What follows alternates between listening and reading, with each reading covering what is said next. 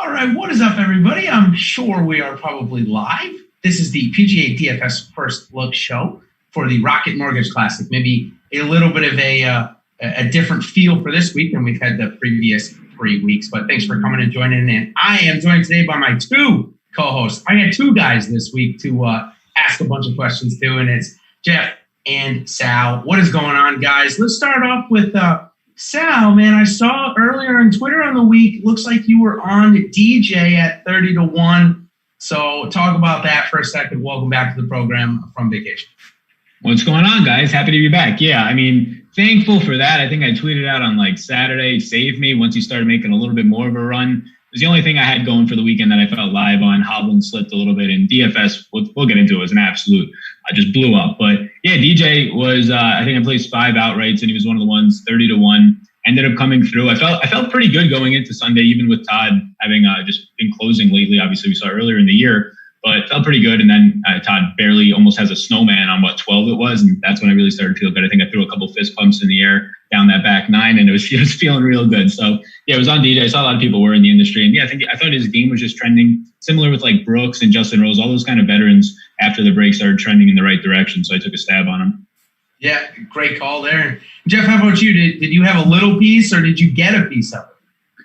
No, it was pretty much a big bust week for me. I mean, I feel like I've missed probably two of the easiest, I don't want to say easy winners, they're never easy, but two of maybe the more obvious winners in DJ and Webb the last 2 weeks. But that's the way it goes, when you're trying to overthink yourself. But no, it was pretty much, I had some Bud Cauley in my best lineups, which really blew me up on Friday. And I went, instead of going just heavy on DJ, I just kind of split the difference with Justin Rose in lineups too. So that killed me. So, hey, I mean, look, not every week's going to be sunshine and roses, but yeah, it was one of those weeks. It was ready to move on from it, right? That's for sure. And there's nothing we can do about the COVID withdrawals, right? I had Bud Cauley on some Will Gordon teams on FanDuel that, who knows what would have been, but that's kind of where we are at right now. So always want to thank SuperDraft, our sponsor for the show here. And if you haven't tried them out, they're the future of daily fantasy sports has arrived. Experience SuperDraft's exclusive game mode multiplier. Say goodbye to salary restrictions and a little line of freedom. Use your fantasy sports knowledge to draft any player you want and build your very own dream team. So this week might be a little different. Bryson and Victor might be two of your favorite players, but countless lineup possibilities let you experience daily fantasy sports the way you want. Right now, SuperDraft is offering contests, PGA, NASCAR, MMA. Looks like we're getting NBA back and MLB back. So they're going to be full of contests. Sign up for SuperDraft today using the promo code Awesemo12. $10 free on your first 10 or more, and then $20 free on 100 or more. Plus, you're going to get a free $12 ticket. Their PGA contests keep going up, 5K to first this past week. So download in the App Store or at superdraft.io. All right, let's go on and talk about a few things. Uncharted territory. We kind of started off a little bit talking about our own personal weeks, but Dustin Johnson, 13 straight seasons with a PGA Tour victory. Only 3 other golfers in the history have done that, Tiger Woods and then Arnie and Jack. Sal, I'll start with you. What do you make of that, man? It's just incredible consistency. I was starting to get off the train, I'm not going to lie, and here he is coming through. Yeah, and it's just things that we've seen in the past. It's one, the composure is just always there. You never see emotion out of him, and you've seen him just come out ice cold, and that wasn't the case this time, but ice cold and pick up victories. So it's just consistent. Since I've started watching golf, probably, I don't know, at this point, 8 to 10 years ago, he's one of the staples in the game for me since I came into it right up there with Tiger. So he's always a guy that I looked at and I just assume he's going to win, and that's exactly what's happened for 13 straight years now. Yeah, and I love the celebration. He seemed like he was really belly laughing with his brother there on 18. Geoff, what do you make of that, and what do you make of the impressive streak from Dustin?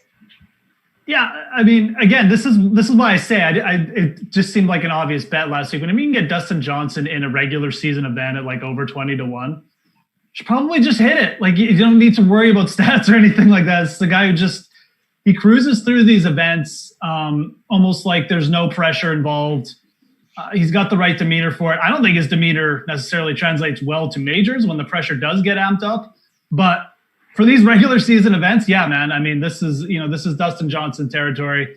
He just collects wins at events like these, just like they're nothing. So sure does. That's kind of what I was alluding to with the odds. I think it was a great bet. Obviously, shout out to anyone who made it, even if it was obvious.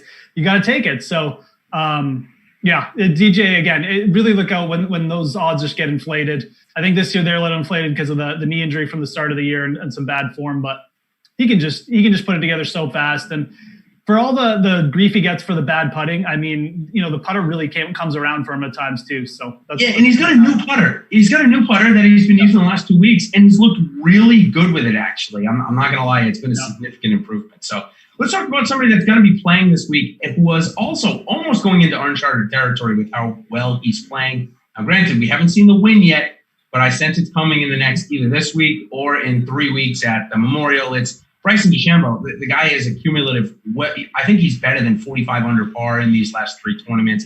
It's really unbelievable. 11-7 this week and 6-1. We're going to talk about him a little bit more in the show, but how about just his run of form and maybe come to a course this week where he can pull out driver 13 or 14 times. Let's start with Geoff. Yeah, this should set up when you really starting to look at course setup and stuff like that. It should set up really well for Bryson. There's 4 par 5s, they're all over 550 yards. They were all the easiest holes to play. The top 4 easiest holes on this course last year were the par 5s. You figure this is just Bryson DeChambeau territory. If you look a little bit deeper, it might not actually be the case that this is necessarily the best for his distance. These were really easy to hit fairways, almost like last week, and the driving distance for the whole field was up. So even the shorter hitters might get a boost. I mean, Nate Lashley, 44th in driving distance. So I think I do like it better from that stance that, Bryson should be able to bomb it. It's not as tight a setup as the Traveler. There's no water really on this course. I think that's good for him. At the same time, I'm not sure if this is going to be a huge difference change in venue, because it is another sort of birdie fest where, if you're not putting and your irons don't get a little bit hot, I'm not sure how big a factor Bryson's distance will be, but it's definitely improvement over last week. So that's kind of where I stand with him. The price is what it is at this point. The cat's out of the bag. The media is all over Bryson. His price is going to get juiced down. I'll probably just try and get a piece of him in DFS because it's kind of a scary full fade at this point is the way I'm looking at Bryson. Yeah, Sal, 6-1 on Bryson. I'm not scared by the 11-7 DraftKings price. No. We're still waiting for the other ones. How about the 6-1 though? Does that kind of scare you away, Sal? Yeah, I think it does. And I think it's just more of just general sense. I'd rather just get some longer odds on other guys. And yeah, I think the course in general, like last year we have 1 year of just significant stats to go off of, but everybody was hitting fairways. Everybody can just hit the green in regulation after that. And then it came down to putting. So if that's the case, if I'm trying to get an outright win on him at those short of odds, I'm not going to end up going for it. But yeah, I think he still is going to be somebody that you want to have pieces of in DFS. I don't think the price matters all that much at all. And yeah, he's somebody that if you look at what he's done since mid-February, he's probably at least the best golfer in the world is what I would say right now. If you looked and just ranked him based on what mid-February when he started at the Genesis, just picking up T5s and T8s left and right. I know Webb's won twice during that time, but Webb's also missed cuts, finished outside the top 50, or he hasn't really competed down the stretch on a back nine. So yeah, I think right now it's really hard to ignore it. I think if anything, and what I really want to start looking at more is these shorter odds Thursday night. Like if Bryson goes out there and he's like T20, see what happens to his odds at that point. With the favorites, it usually doesn't move as much as guys kind of in the middle tier. But I'll probably be tracking him throughout the first 2 days and see if he has any blunders on holes and the odds go down. Yeah, for sure. The other note that I had in uncharted territory was Abe Answer, which I thought he was in the field, but it looks like he must have withdrawn. Neither of you guys see him in the field, right? Just want to make sure on that. I don't see Answer yet. Yeah, okay. All right. We can kind of skip over it. It looks like he hurt his wrist actually on the first tee shot on Sunday, so maybe something a little bit going on with that. All right, let's move on to another STM, as I have in the topic there, a special temporary membership. These things are one of the hardest things to earn in professional golf, if not the hardest. And what it is, simply for those of you that don't know, you have 7 sponsors exemptions when you come out of college or when you turn pro that you're allowed to get. And within those 7 starts, you have to accumulate what is equal to the top 125 or number 125 on the previous year's FedEx Cup points list. So I know that's a little bit of a mouthful, but basically you get 7 starts to do really well. And if you get a top 10, you get an additional start. Well, William Gordon was one of only 6 or 7 guys over the last 5 or 10 years that have gotten it. A couple of the other names, Doc Redman, who actually got it from this golf course in this tournament last year. Then Joaquin Neiman, John Rahm, Colin Morikawa, Matt Wolff, Victor Hovland, and Jordan Spieth. So he joins a really good class of players there. let's just talk about him first. What did you guys make of it? I mean, this was not a pass over the field. We had, 16 of the top 20 in the world here, and William Gordon goes out and comes in second, Sal. I'm sorry, third. What do you make of that? And this is a name we're going to see for quite some time. Yeah, you saw him get it done with the putter, especially later in the round. On Sunday was the big one. And yeah, I thought that it almost seemed like he just knew he was going out there sort of playing with house money in a way. And the pressure just didn't get to him as much if he kind of had expectations behind him. So a lot of things clicked. The putter clicked with the tee to green. And when that happens, you do get a top finish. And he was right there, top 3 finish. Yeah, Geoff, anything that surprised you? For me, it was long putting. Seemed very, very comfortable. Yeah, and that's kind of the state of his game where you're not sure about. But again, for me, it's just a reminder that, especially over the last couple of years, the guys coming out of college are just ready to compete, especially the top end dudes. I mean, we saw it with Wolf, Hovland, Morikawa last season. I think you're going to see it with more guys here coming up. So it was just a good reminder. I mean, these guys are legit upside plays from the beginning. It's going to be hard to determine when they're going to go off. I mean, I remember Wolf was coming off 2 missed cuts, and then he won. But the big weeks are going to be there. So, especially when you're making multiple lineups for things like the Millie Maker, you've got to take these guys seriously. Yep, absolutely, for sure. As he was in the winning Millie Maker lineup, as we'll see coming up here. Just a quick profile for those of you that was the first time hearing of him. Went to Vanderbilt. He was ranked 9th in the world amateur. That's the highest he got. Actually missed the Corn Ferry qualifying tournament by 2. Now, I mean, it's insane. Now he has full status on the PGA Tour. He had status on the Mackenzie Tour. That's where he was going to play his golf. He has 14 measured rounds. Gains off the tee, it looks like. Still struggling with his irons a little bit. Around the green seems a little weak too. So just a little player profile. All right, let's go on to the DFS review of the week. And first, we're going to start with some of our lineups here. And I'm going to give Jordan a second to get him up, and we're going to review. We all played in the $200 single entry contest this week, and it's a fun contest because there's a lot of different ways that you can go about it and look at it in terms of building out the lineups and stuff. So first, we're going to start with Geoff's lineup, I believe, here. And Geoff, why don't you walk us through this lineup a little bit, kind of what your theory was on it? I see that we've got Bryson DeChambeau kind of was your anchor. Good call there, and you had 3 guys under 10%. So talk us through that a little bit. Yeah. So Bryson, again, looking at the top is obviously pretty crowded, but again, Travelers, Bryson, just the most consistent player. And for me, it came down to, I didn't mind paying up for him. There was so much value last week, in my opinion, with players either just coming off on the rise and they didn't see good enough price increases like a Hovland. I know Hovland's on this lineup, but Jason Day, Louis Oosthuizen, the guys I ultimately took in this lineup with just better than there's better golfers than their price was last week, right? So it just made it good week to take shots with them, obviously. So that's what led me to Bryson in this lineup for the single entry over to maybe a more balanced lineup, I guess. You could have gone down to like Sanjay and Finau or something like that, but. Day and Oosthuizen were just guys, again, you're just playing the long-term form versus their price here. These guys aren't going to miss like 5 cuts in a row in a PGA event. Even if they don't play well, you're getting to a price with, especially Louis, where, a top 40 and like an eagle or something is going to pay off for you. So it just seems so ludicrous. I didn't really love playing Day and Oosthuizen in a lineup together. It seems a little risky, but it really wasn't when you think about it.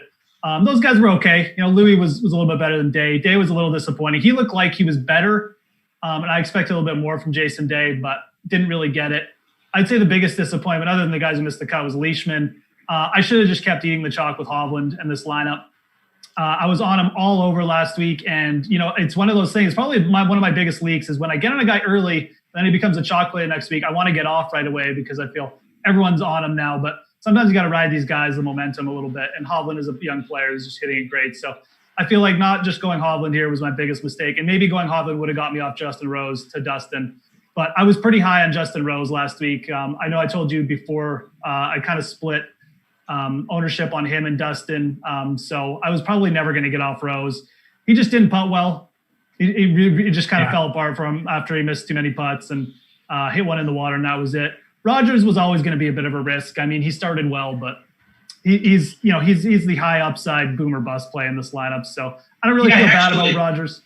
Yeah, I actually had the same two missed cuts in my 200, as we'll see after we go into Sal's. I mean, it's literally the same thing. Rosen and Rogers, I thought they would be low owned or lower owned in the 200. So let's go to Sal's, because sometimes when you go for the chalk, like you were mentioning with Hovland, yeah, sure, it pays off. But some other times when you try and play a few chalky players, Sal we'll discuss here in a little bit. We see Tony Finau and Gary Woodland. I thought they were the two best values on the slate. I thought they were going to come in lower owned, and look at their $200 ownerships. I'll talk about that. Did that really surprise you when the ownership went there? Or did you have them this highly owned? Yeah, so no, I didn't have them as highly owned. I thought they were going to pick up, so like in just bigger contests, I thought they were going to pick up in that like 15% range, like average ownership. I wasn't expecting them to spike this much, and I guess you can say the higher stakes. And if I knew that, I wouldn't have gone there, and it would have actually saved me for the week. So yeah, this lineup overall ended up going more balanced. I wasn't expecting them to be highly owned, and I thought that Leishman might come in lower owned than 14%. He was actually a pivot for me off of, because I left a few $100s on the table to try and negate ownership a little bit. And then I went up to Leishman specifically to get away from Hovland, just to try and get a little bit ownership discount in this lineup. And then, yeah, it seemed like, so for me, my highest owned player on the weekend was DJ, and he didn't even make this lineup. And then after that, it was Morikawa and Scotty Scheffler. They both make this lineup. They both missed the cut, but they were some of my best values. My best values in order last week were Scheffler, Finau, DJ, Hovland, and Rahm. So this is a lot of that lineup, and I just went with the more balanced build. And it seemed like every single guy, what was it? Morikawa 23 in a row. Gary Woodland was streaking with made cuts, like 12 in a row, and like a bunch of T10s. And then they all just missed the cut the same week. So yeah, not a great lineup here. I think I reared back after all the withdrawals. I got a little spooked, and I didn't go 150 max. So I think I ended up having 5 out of 6 in like my 20 max and 3 max. So very bad week in the DFS streets. Well, good thing we had Dustin Johnson, right? I mean, that was the sweat of the started Saturday. I pretty much knew on like Friday afternoon, once Morikawa like doubled for like the second time of the day, I was like, okay, we're really going to need DJ or Hovland to pull this thing off. Yeah, Morikawa was one of my top owned guys in MME, and not in my lineup for the $200 that we'll bring up here. I went with what I thought was a totally contrarian lineup on the Wednesday night show with Ben Raz and I talked about how I really believe Xander Schauffele was going to be under 10% owned or right around there in the single entry stuff. So I played that. He was the anchor of my lineup. I didn't have Justin Rose anywhere else, so I thought this was a good place to play him. I didn't think he'd get over 20%. He did. I decided to go Watson over Casey. That probably cost me a cash here. I had the money for Paul Casey and decided not to do it. Sergio Garcia, I thought he'd be a chalk play, to be honest with you. And then Phil Mickelson, with how easy the fairways are, I just decided to go there. I knew he'd be 1% owned or less, so I wanted him as my kind of high upside, low owned play.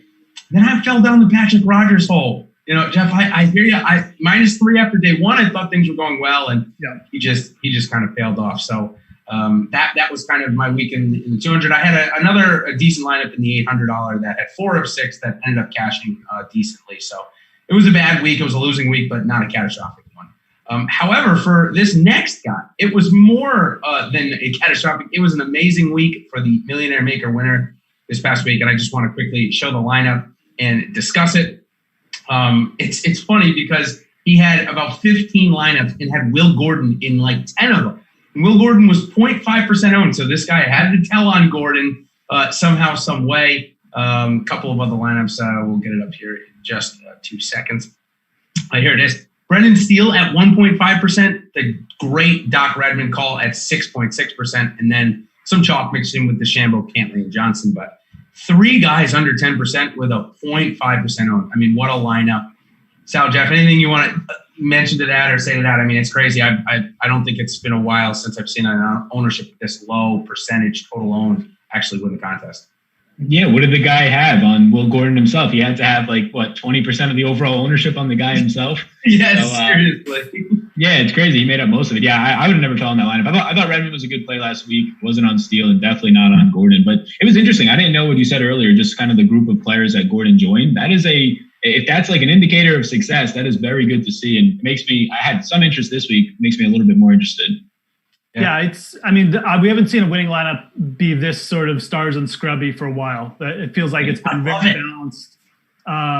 With like mainly the values coming in the 7K range, and sometimes you don't even see players in the 6K range. So to see it this mixed is definitely, just have not seen that in a while. But that's what happens when a guy T3s and he's 6,200, right? So Yep, exactly.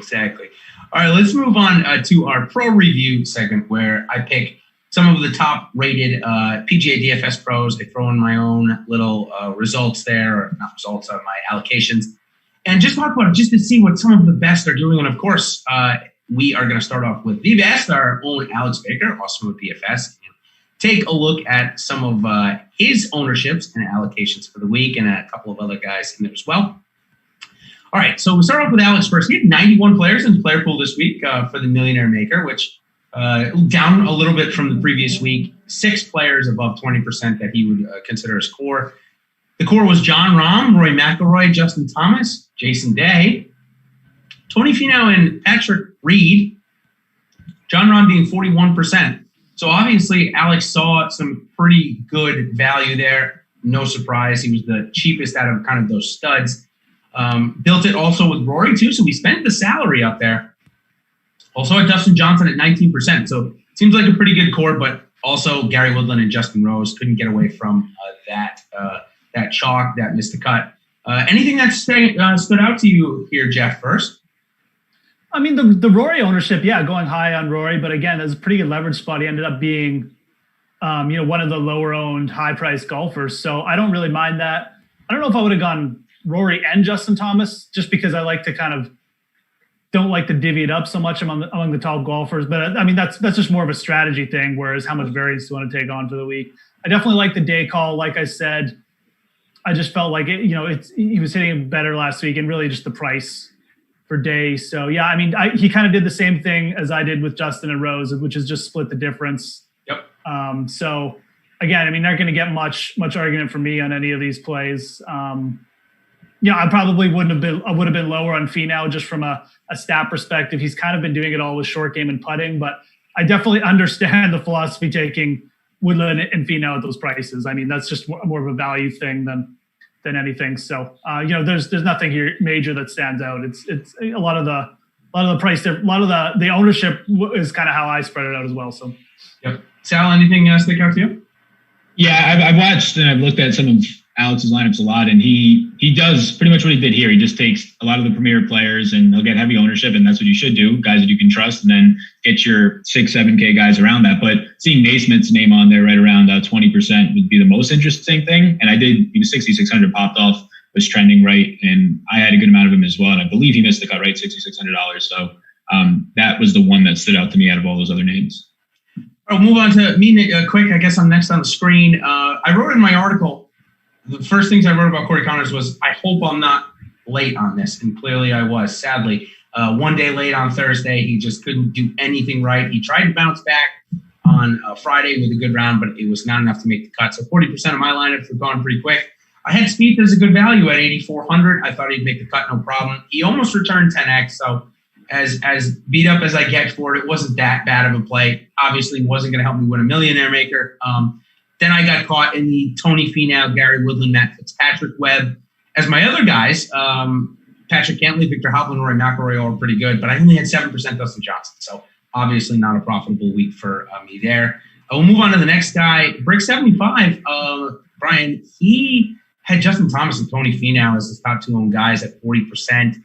Going to be tough to overcome that.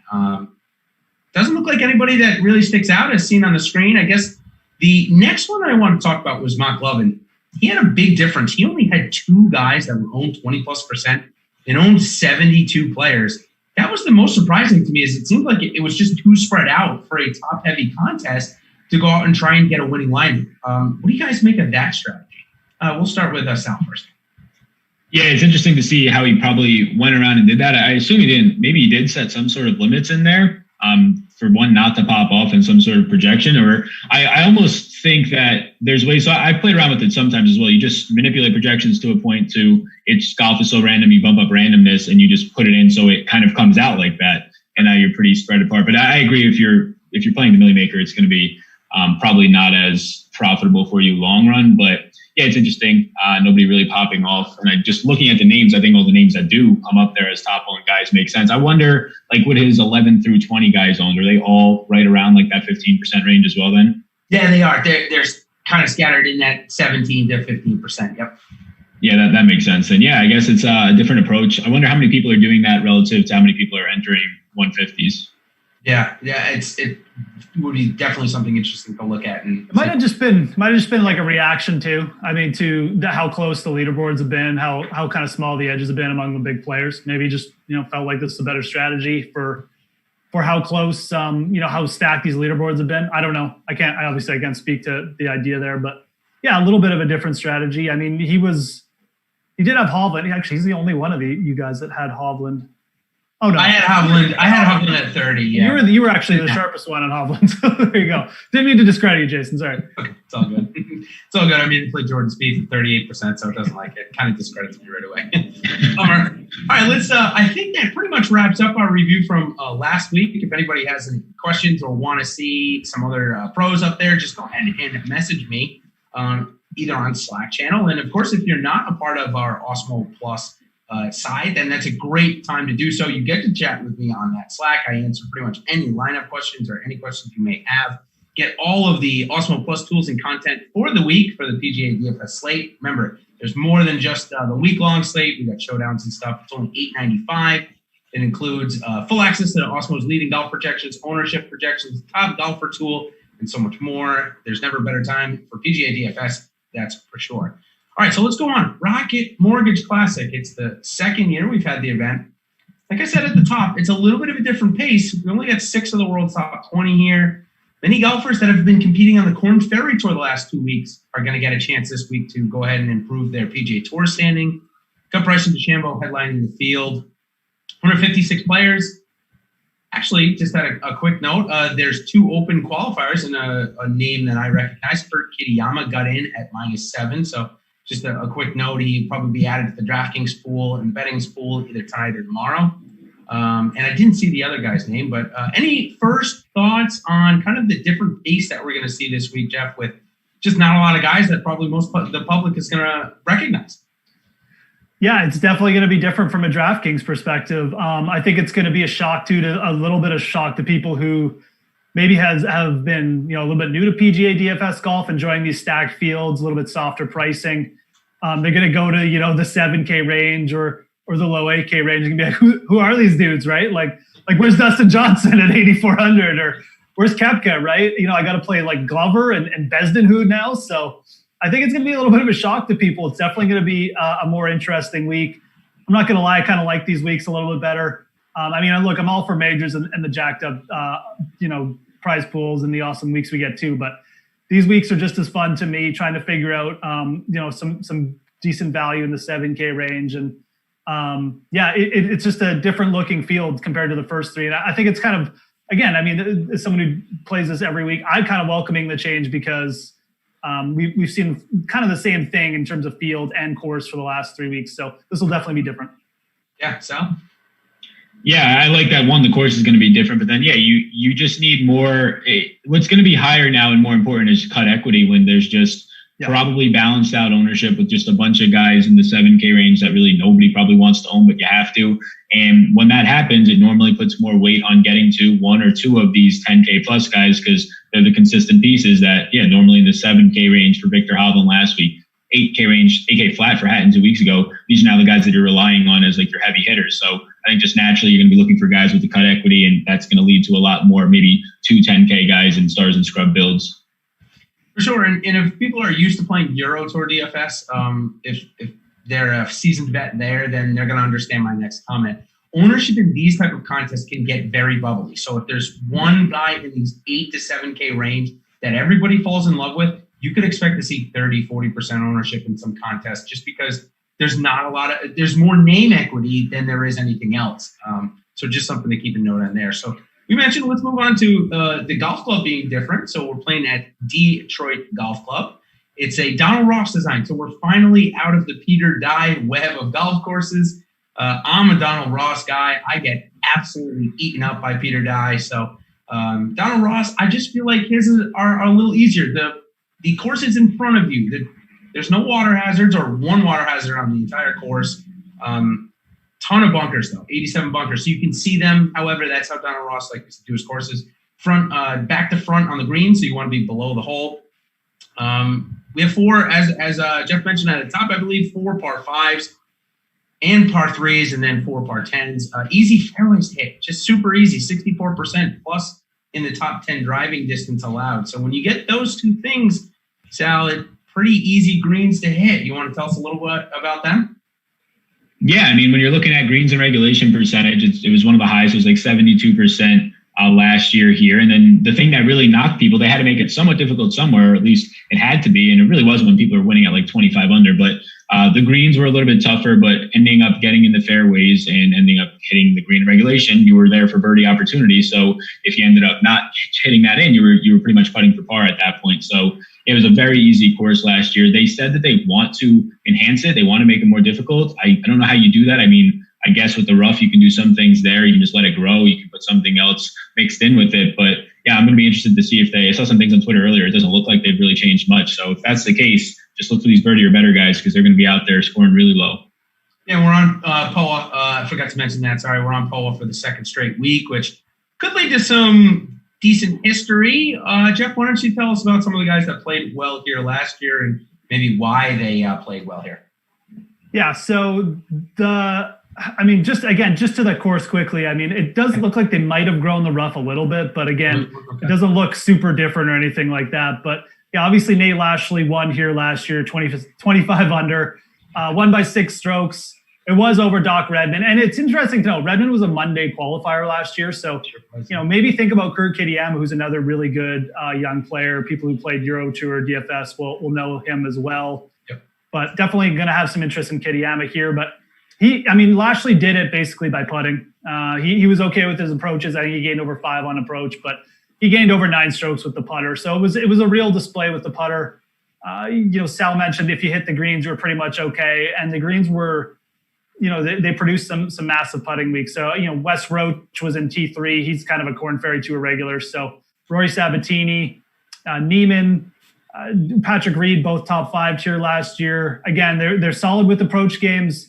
They just couldn't get the putter firing like Nate Lashley. So, going down here, Matsuyama did play here last year, which is interesting. I know he was kind of in contention, kind of fell off in the last round, couldn't get the putter going. So did Hovland. They both finished T13. So again, some really good names played well here last year, but it kind of came down to a bit of a putting contest, which again, I mentioned off the top, power played here, but it didn't really play to the fact where you had to be a big hitter. I mean, when you have Rory Sabatini and Nate Lashley in your top 5, I mean, and a winner, Nate Lashley, was 44th in driving distance. That, we'll see if that differs this year. If the rough is up, it definitely could bring driving distance be a bigger factor. But those are kind of some of the names that were good here last season. Yeah, and as you can see from those names, really kind of a mixed bag. Some really good putters like Brandt Snedeker, Patrick Reed in there, and then maybe some bigger hitters as you move down the list a little bit. So a mixed bag, which I like. At 7,300 yards, it's not overly long or overly short. So pretty much anyone can compete, or you think anyone could compete. So thank you guys all for joining. If you could hit the like button. And, of course, we're going to be having some free projections coming out on our Instagram handle. So check it out. Awesemo_com is the Instagram handle there. So let's go to our first place. Saw some interesting lines I mentioned right at the top. Bryson DeChambeau is 6-1. But for me, I know it's crazy, but I'm following the pedigree of Doc Redman last year. Will Gordon at 100-1. He's playing great golf. Maybe we got it last week, right? But he was kind of my first click. I felt like he maybe come in at 75. So thought maybe a little bit of value there. Let's start with Sal first to see what maybe his first click was on any bet. You can give me a matchup. You can give me the top 20, whatever you decided your first click was this week. Yeah, so my first click was, I went right down to a lot of the bombs, so similar to where Will Gordon was for you. I ended up going down to Tom Hogue at 125-1 here. So it was things that early on, just waiting some things out. It seemed like he was one of the guys for me when I was looking at it that was probably a guy who was going to drop to like an 80-1 bet, maybe even lower pretty quickly. When you talk about just approach play, that's something that right now is in good form since the break, normally is in good form, something that I want to look for here. Hitting fairways, he's one of the guys that is going to do it the best. And although that's going to elevate everybody here, I think that's just, you're already good at it. It's only going to help even more with your second shot. So I saw it at 125-1. It was really just a value bet. And then I threw a top 20 on it as well. Not an each way in the States, but ended up just getting a top 20 on it. Feel more secure about that. But with those odds, I thought it was just way too long for him. Yeah, for sure. Geoff, how about you? Yeah, I mean, I hit up a couple bombs. I hit Siwoo Kim at 125 to 1 early, just in case, sometimes he can be a popular pick with bettors. They like the upside with Siwoo. So I hit that early. He's one or another Donald Ross design at the Wyndham. Definitely doesn't mind a birdie fest. And he was really good with his approaches last week, T11. Okay. So whenever he shows a tiny bit of form, you can get him over 100 to 1, especially in a weak field event. I always try and get some money down on him. So that was my first click. My big click, though, this morning was Harris English. I took the 45 to 1. I did each way, so I'm getting like a top 8 bet as well. It's basically 2 bets, in case you're not familiar with each way. So top 8 and the win. I just like the way this course sets up. He opened here 66, 68 last year. Was in way worse form, though. The approaches were coming in last week, and the putter has been very consistent. So he's a type of player I think can benefit from maybe an easier driving course. Get hot with approaches, and then just fire in a ton of putts like Lashley did last year. So I don't mind that price. All right, let's move on to some top 20 values, and I'm gonna give 2 here. So first one, I'm gonna give my recent form pick, a guy that I think played really well last week. Sam Burns is 4.5 to 1 on the top 20. Was close to it last week. Looked pretty good to green, so I like to jump on him there. And then if Will Gordon was going out and competing against Sahith Theegala, and Theegala was beating him a lot of the times, or some of the times, the fact that he's 9 to 1 this week for a top 20 seems to me like, okay, well, maybe just TPC River Highlands wasn't a great course. It was his first PGA Tour start, whereas Gordon has a couple under him. So if you want to go back to Theegala at 9 to 1, it's a lot easier field for him to play against. So if you're into that type of stuff, I didn't mind it there. Geoff, let's start with you first for some couple top 20s that might have caught your eye. I really like that Theegala bet. I was going to bring him up when we were talking about Will Gordon, but he has been the better amateur player over his career. So again, we see these guys come in. He'll probably pop at some point. Could easily be this week. I'll probably hit that up for a top 20, to be honest, as well. There were multiple players here I kind of felt like talking about. Again, it is a weaker field, so it leads to some scrubby guys who could just come in and play well. I'm going to mention Peter Uihlein off the bat. He was really good in his approaches at Colonial, a player who, again, should benefit from easier to hit fairways too. He can get really hot with his putter. I don't mind that. I'm not like super in love with it, but I definitely don't mind it. And then I'm going to throw Wyndham Clark as well. He's been absolutely terrible with his irons, but he was top 20 here last year. He's not going to keep losing like 6 strokes with his irons every week, and he's just too good a putter as well. So I think there's a week coming for Wyndham Clark where he'll get it together and probably pop for like a T10 or better. So this is definitely a course we can do. He's a great par 5 scorer as well. I don't mind taking a shot with him. Yeah, Sal, we've got some international names. Christian Benzaput is one of them who just got asked in the chat. He's 3 to 1, a really good putter. Was he somebody you clicked on a top 20, or would you like to see that more in the 5 to 7 to 1 range to click in? Yeah, I honestly just didn't click on it at all. Honestly, the bet right now at 3 to 1, probably not something that I would touch. Yeah, like 4.5 is usually where I start to look at those types of guys. You mentioned one. Lanto's another one, very similar to what you were saying about Burns. I think he finished T24 last week. He's a guy that we normally know is going to be really good with the short game. Short game mattered here a lot last year because that was the only thing that they made somewhat difficult. And his short game, right out of the break, the first 2 spots was bad. He ends up missing the cut. It came back a little bit 2 weeks ago at the Heritage on Friday. And then last week it was fine, and he ends up finishing T24. So I think that number is pretty good on him. And then I have the top 20 still on Hogue. I think for one that's still interesting to me is you're not getting great odds, but you're still getting plus money on Sanjay. I think it was plus 140 where I saw it open, still plus 120 in a lot of spots for a top 20 finish. Yeah, he's been a little bit off the last 2 weeks. Heritage, it's really been just the putter in the short game. Nothing catastrophic last week, makes the cut, just doesn't have a good weekend. So I'm going to go right back to that one. That's a really solid call there. I mean, Sanjay, I know maybe the courses weren't the greatest, but I don't suspect we'll see him stay down too long. All right, let's move on to our DFS first reactions. And Bryson dropped pretty early this morning here, 11 o'clock, so we've got maybe a little bit time to go over it. Mentioned it a couple of times in the show. With not that many top players, we still get pretty good pricing. In fact, try putting Bryson in that. I would have liked to see him 12.5. I'm gonna come right out and say it. I would have liked to see him at 12,500 this week. I likely still would have played him. I just think that it would have kept his ownership below 30%. I think we're going to see it now with 11-7. They're just going to see a lot of win equity there. So what do you guys think? Are you in my camp? Should it have been 12-5, Jeff, or should it have been right where it is at 11-7? Yeah, I wasn't really expecting 12-5. I know some people were, and I think rightfully so. I think if the pricing was super tight and sharp, I mean, it would have been in that range. But I was hoping for 12. That's kind of where I was hoping, just because I want to have realistic expectations. But so I'm disappointed it didn't get to 12 as well. It is going to bump his ownership up by like 10%, keeping him under 12,000. It is what it is. At the same time, there's no super chalk right now in my mind in the 7K range. That could change later in the week. So I think there's, again, in these weaker fields, there's multiple ways to get exposure to Bryson by, just being contrarian to your other picks. It's not really different. It's not going to scare me off him if I like him. I think it will lead to the more balanced approach.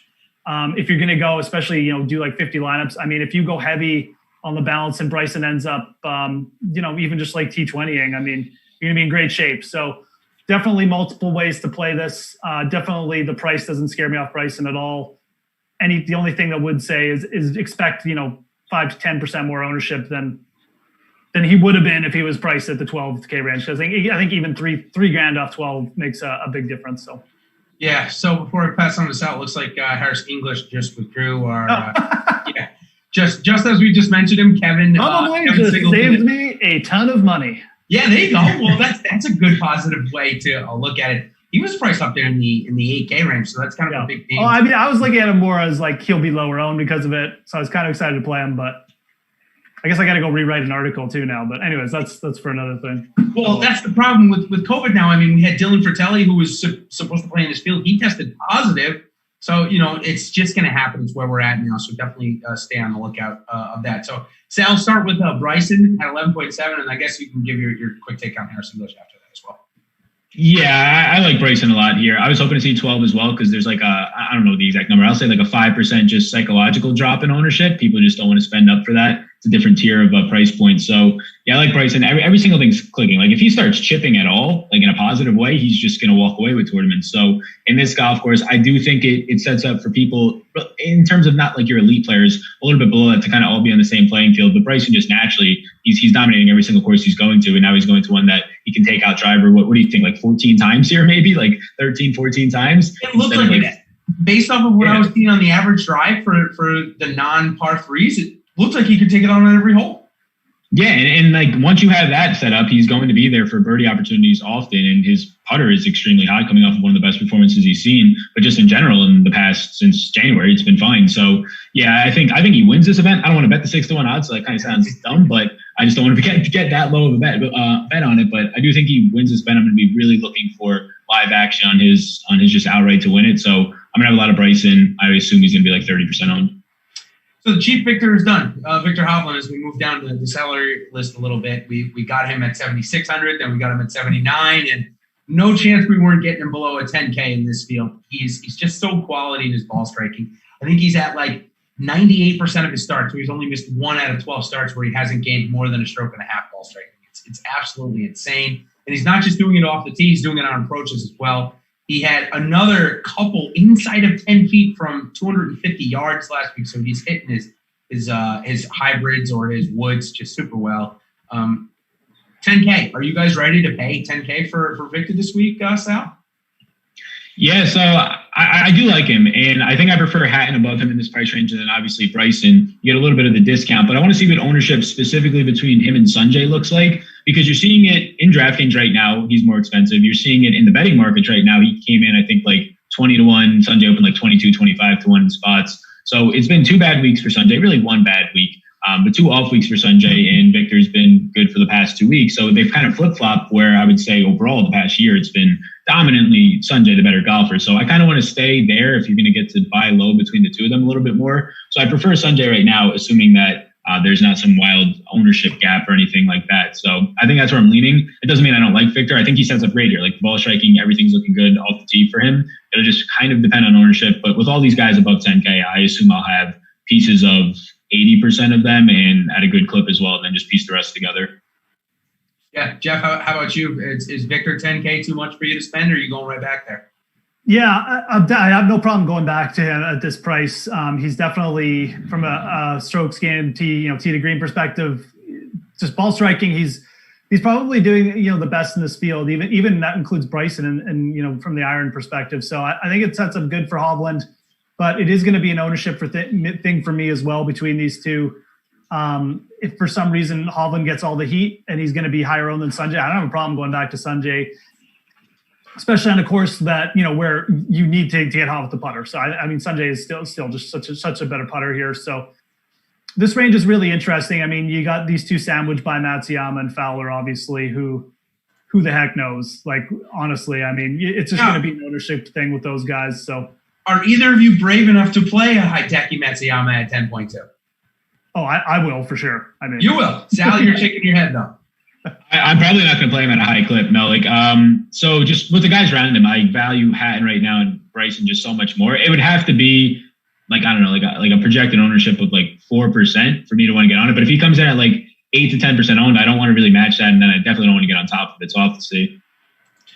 I think the last one for me in this range before we move down is Webb Simpson versus Ty Hatton. Both are just their form is fantastic. I mean, even if we date back to pre-hiatus, they both look pretty good. So I would say that the course, if I had to look at it, might set up a little bit better for Ty Hatton because there is a little bit more length there, and driving accuracy has not mattered as much.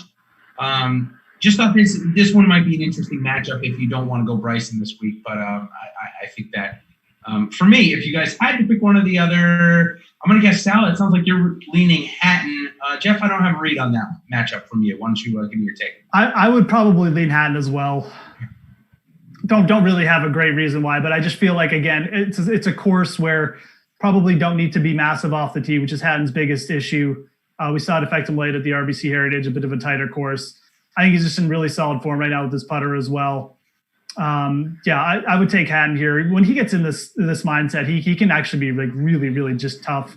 Yep. The putter is just so good with him. So Reed can definitely be the same, but I feel like Reed maybe focus is coming down the pipe here with these majors. So I'll take Hatton here for right now. It's a big price. We'll see if his ownership even gets up a little bit, because I feel like a lot of people are going to be looking for pivots down off Bryson. Webb is still 11K. I do feel like Hatton might get up there in ownership. So again, I'm probably going to burn money with Matsuyama because of something like that. But whether that's the right call or not, keep an eye on the ownership for Hatton. I do kind of like him and the way this is setting up, but he could get a little bit chalky by the end of the week. So let me ask you guys a question. If you guys do either of this, let's say you decide to fade Ty Hatton, right? You're going to give all your ownership to Bryson. Do you turn to the betting markets and turn to the outright and say, okay, I'm fading Ty Hatton, and if he ends up winning, my DFS week is totally donezo. Do you try and hedge that with a bet on Ty Hatton to win or to top 10? Sal, you first. Have you ever attempted to do that at least? Yeah, I've done that in the past, and I do it probably often with Rory when he's if he ever hits a 10-1 number and he's just going to always come in 25-35% on a DFS. I usually just don't get them at that point, take a JT or a Rom, but then end up getting an outright bet on Rory at a 10-1 number. Hatton at a 12, or I think I see him 15-1. So yeah, that's a fine number for me to do it on. I don't think I'll do it this week, but that's something that I have done. And yeah, I think it's fine to leverage yourself that way. It happened for me last week with Dustin Johnson without even really knowing it. But yeah, I would say that there's always outs at that point. Yeah, I was looking back at my odds, and normally I try and do something. I didn't last week, and DJ was one of my top 5 fades. So that's why I asked, because it seems like, hey, that would have worked out last week in doing that. Geoff, how about you? You try and leverage that at all?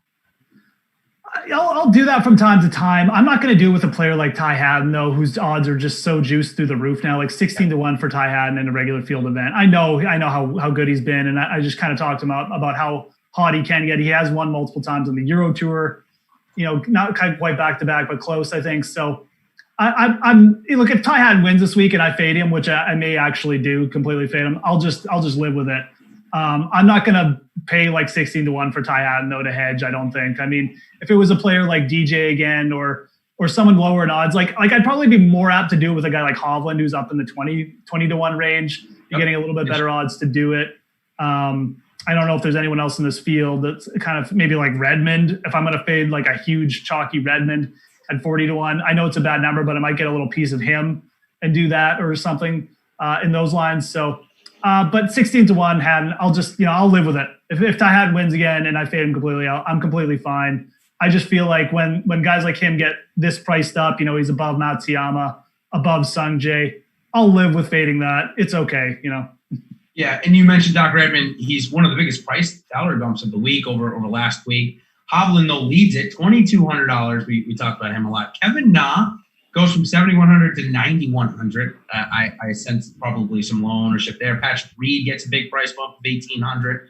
Scotty Scheffler missed the cut. He gets $1,400 price bump anyway. Lucas Glover, a good Sunday, $1,400, and Brian Stewart, $1,300 more expensive.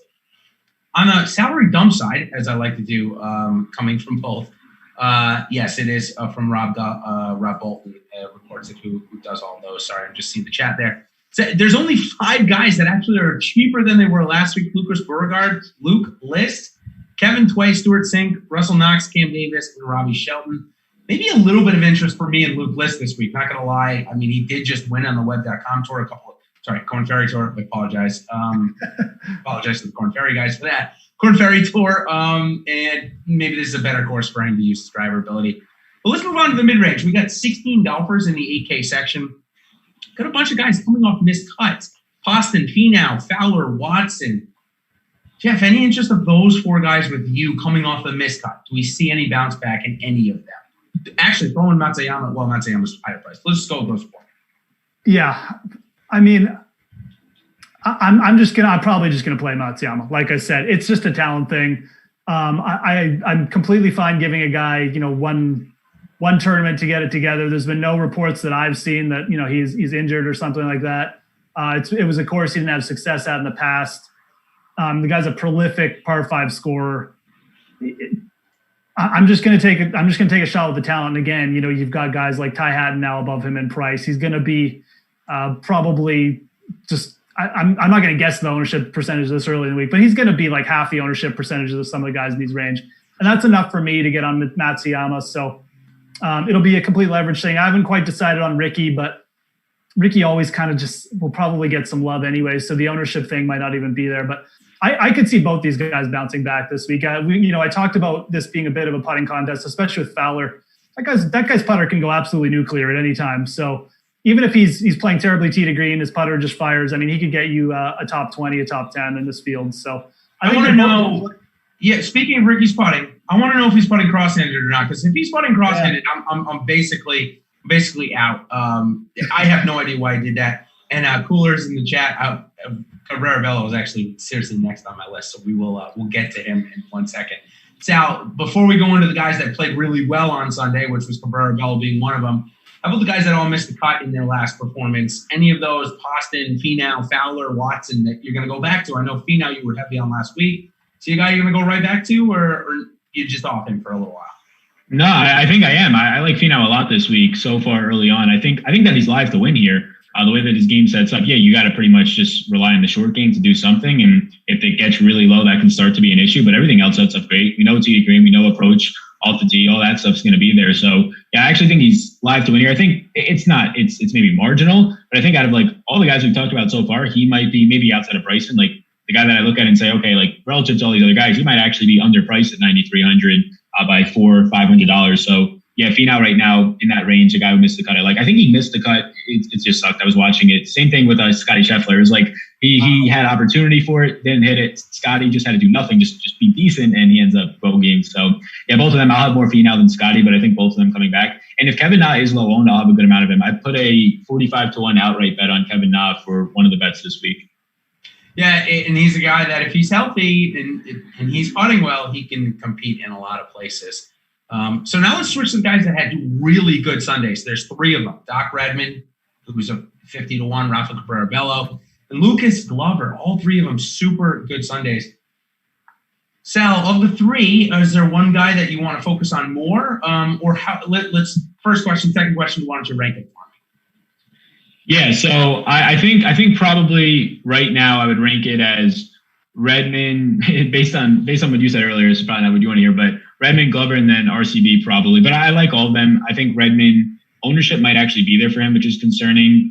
The outright like 40-1 odds on him already, so that dropped down from like 55 to where it opened. I think Glover might be the one that I end up getting the most of when we factor in ownership. He's just been really solid. I mean, since coming back from the break right now, he's just putting in top 25 finishes. The one thing that you have to just watch out for is anything short game wise. If the putter starts to go a little bit, then it's a concern. Like, he's been pretty bad around the green, but he's been making up for it with the putter. So that could be a concern for you. But I think Glover, factoring in ownership, might be the one that I get to the most. I would assume he probably comes in the lowest zone. Geoff, how about you? Rafa Cabrera-Bello, my Spaniard friend. Any interest in him, or you like the other two better? Oh boy. I mean, I just really don't want to play chalky Lucas Glover or chalky Doc Redman. So this whole range might just be like an avoid for me. It might be kind of a dead range. I'm probably going to play Jason Day again, 8,600. I'll play the talent. His putter really started to heat up last week. Yep. Again, this could easily turn out to be a bit of a putting contest again. And what I'm referring to as a putting contest, it's easier to hit fairways. It comes down to just more what you do on the greens than what you do tee to green.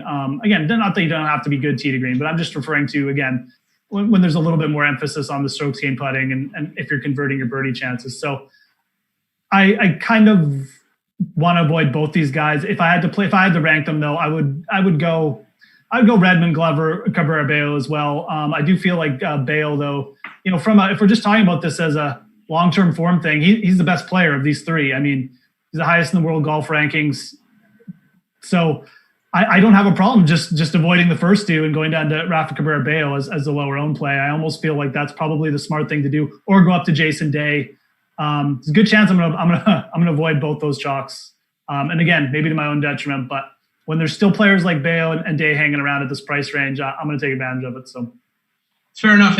Bello is a form player. I mean, if you go look at his recent starts, he gets on a run where he makes a lot of cuts in a row. Then when he misses a cut, you question where his game is. But the ball striking looked really good last week, so I'm definitely interested there. All right, so we've got a couple minutes left. We're going to go a little bit fast. The 7K section, we've got 25 golfers, a couple of standout names that we've already mentioned here: William Gordon, Kyle Stanley, Siwoo Kim. One of you guys had a Siwoo Kim top 20 bet, right, or a play to win? Yeah, Geoff, you bet him 125 to 1 to win. So you like him for DK as well? I think so. I mean, look, it's Siwoo, so buckle up. But you never know what you're going to get. But again, he showed really good form. It wasn't just like he gained 8 strokes with his putter last week. His approaches were fire. It's a dude who's a really good par 5 scorer last year as well. He's won on another Donald Ross designed course. I'm okay in this field. I mean, again, we're talking about GPP upside. Siwoo's upside is that, he's beat the best players in the world in the hardest tournament in the world before. If he shows even a little bit of form in an event like this, I'll get on him. I don't have a problem with that for a GPP. I also kind of like Varner a little bit here. And I kind of like the bounce back prospects for a guy like Brian Harman as well, who was a bit of a chalk pick last week. Now he's kind of paired beside Snedeker, who's probably going to soak up some of that ownership, or people will just go up to the 8K range. So I'm looking at Brian Harman a little bit too in this range. Yeah, makes sense. Sal, how about you? Siwoo Kim, Kyle Stanley, William Gordon, somebody else? Yeah, the pedigree of William Gordon, I think I'm going to keep getting on the more the show goes on. I'm liking him more and more. But so a couple of names Geoff said exact same things. Brian Harman was somebody who hit like almost 15% owned in a lot of contests, a popular cash play last week, and he goes and misses the cut, $7,900. I think that's fine. Varner is somebody that I normally don't get to. He's normally like 2% owned, but his price doesn't move much in this type of a field, which I think it probably should have. So he stood out to me. Maybe that means he stands out to a lot of other people. He's one of the names that people probably recognize in this range. And then all the way at the bottom, my 125 bomb outright, Tom Hogue at $7,000. I just think that price point is very good for where his game is right now. He's similar to what you were saying earlier for RCB. Like if he's going to start missing cuts, then something's wrong. But we've seen it 4 times this year. He's finished T15 or better. So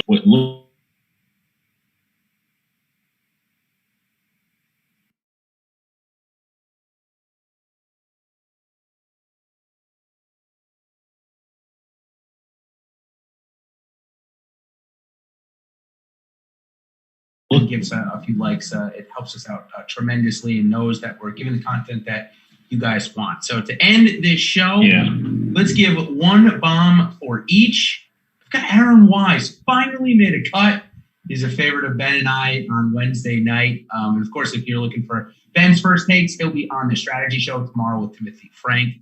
So Aaron Wise, 6,700 after a made cut last week. I think this course suits him way better. Scoring fest, we've seen him win one of those. So Aaron Wise is my first one. Geoff, I'll let you go first on the bomb below 7K. Bomb below 7K, yeah. I don't really have a definitive guy right now, but I'm going to go back to Wyndham Clark. Again, I just, he's come off miscuts before and just gone nuts. He's not going to keep losing like multiple strokes with his irons every week. He's someone who can get red hot with the putter. 6,600. I like the upside there. So he's going to be my bomb play. Okay. Sal, but you? Yeah, I'll give you one of the top range. It'll be Lanto again. This guy's my guy like every single week. It seems like he's seesawing between 6,800 and 63. Hasn't had good luck at the 68, but I think they're going to break it this week. Yeah, the putter came back. We know that the short game's fine for him long term, and that's not what was there the first two rounds. It came back, and he was fine. T24. And then at the bottom end, if you want to get really cheap, which not many options this week, but Xingzu Zhang, he sets up at least decently $60, I believe $100 this week. I don't advocate for many shares of it, but if you're trying to go with two studs up top, you're going to need something like that. Yeah, I totally agree. If you're going to want to go get Bryson and say Victor or Bryson and Sanjay, whatever it is, you're going to need those low price. So as I mentioned, the next time we are live here is going to be the strategy show with Tim and Ben. And then, of course, Ben and I will wrap it all up on Wednesday night at 8:30. So, Geoff, Sal, thanks so much for joining. Appreciate it very much. And we'll hope to hear from you guys again soon. I'm sure we will. And until next time, everybody, thanks for joining us for the PGA DFS First Look Show for the Rocket Mortgage. And we'll see everybody on the other side. Cheers.